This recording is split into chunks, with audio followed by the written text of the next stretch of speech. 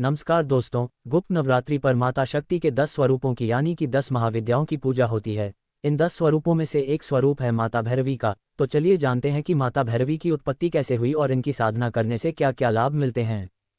0.10 महाविद्या इन माता सती के 10 उग्र रूप हैं, जो गुप्त नवरात्रि पर सिद्धियों और मनोकामना पूर्ति के लिए पूजी जाती हैं। इन 10 महाविद्याओं में से माँ भैरवी को पंचम महाविद्या माना जाता है। कुछ ग्रंथों में माँ भैरवी को त्रिमूर्ति से भी श्रेष्ठतर माना है। माता भैरवी का रूप इतना भयंकर व डरावना है कि उन्हें न केवल माँ काली के समकक्ष माना गया है, बल्कि ये भगवान शिव के रुद्र अवतार भगवान भैरव के समान भी हैं। शास्त्रों के अनुसार जब राजा दक्ष ने सती और भगवान शिव को अपने घर यज्ञ में नहीं बुलाया तो माता सती बिना बुलाए ही वहां जाने लगी। भगवान शिव ने माता सती को रोकने का प्रयास किया, लेकिन शिव जी के बार बार रोकने के प्रयास से माता सती गुस्सा हो गईं और उन्होंने क्रोध में भगवान शिव को अपने 10 रूपों के दर्शन दिए, जिनमें से 5वां स्वरूप माँ भैरवी देवी का था। धार्मिक कथाओं के अनुसार माँ भैरवी की उत्पत्ति महाकाली के छाया विग्रह से हुई है।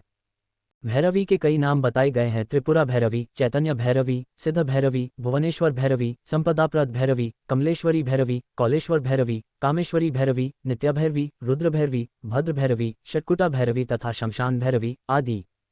त्रिपुरा भैरवी ऊर्ध्वान्वय की देवता हैं। दुर्गा सप्तशती के अनुसार देवी त्रिपुर भैरवी ने ही महिषासुर नामक दैत्य का वध किया था। माँ भैरवी के 2 रूप हैं, एक उग्र और दूसरा सौम्य। अपने उग्र रूप में वो काले वर्ण में हैं और उनके केश खुले हुए हैं। उनके 3 नेत्र हैं तथा जीभ लंबी व बाहर निकली हुई है, जिसमें से रक्त निकल रहा है। माँ के 4 हाथ हैं, जिनमें उन्होंने खड्ग, तलवार, राक्षस की खोपड़ी पकड़ी हुई है तथा एक हाथ अभय मुद्रा में है, जो उनके भक्तों को अभय प्रदान करता है। वे लाल वस्त्र पहने हुए और मुंड माला धारण किए हुए हैं और राक्षसों की खोपड़ियों के आसन पर विराजमान हैं, जो उनके रूप को और भी भयावह बनाता है। कालभैरव की तरह उन्हें भी दंडाधिकारी कहा जाता है। शमशान भूमि, अस्त्र शस्त्र, मृत शव, रक्त, मांस, कंकाल, खप्पर आदि विध्वंसकारी चीजें देवी को प्रिय हैं।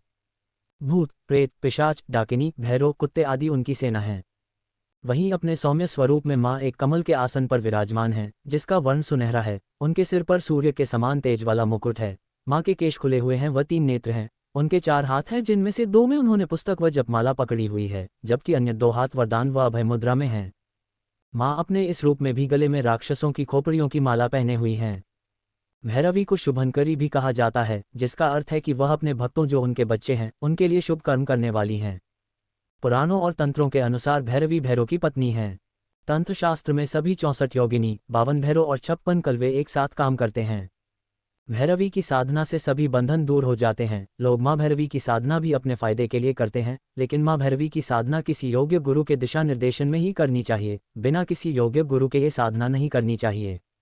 भैरवी साधना एक तीव्र प्रक्रिया है। भैरवी साधना 2 प्रकार से की जाती है। माता के सौम्य रूप की साधना आप घर पर भी कर सकते हैं, जबकि माँ के उग्र रूप की साधना आप किसी सुनसान जगह पर या शमशान में जलती चिता के पास करनी होती है, जिससे भैरवी देवी की कृपा पाने के लिए जरूरी ग्रहणशीलता बढ़ती है। इसको स्त्री पुरुष दोनों ही कर सकते हैं।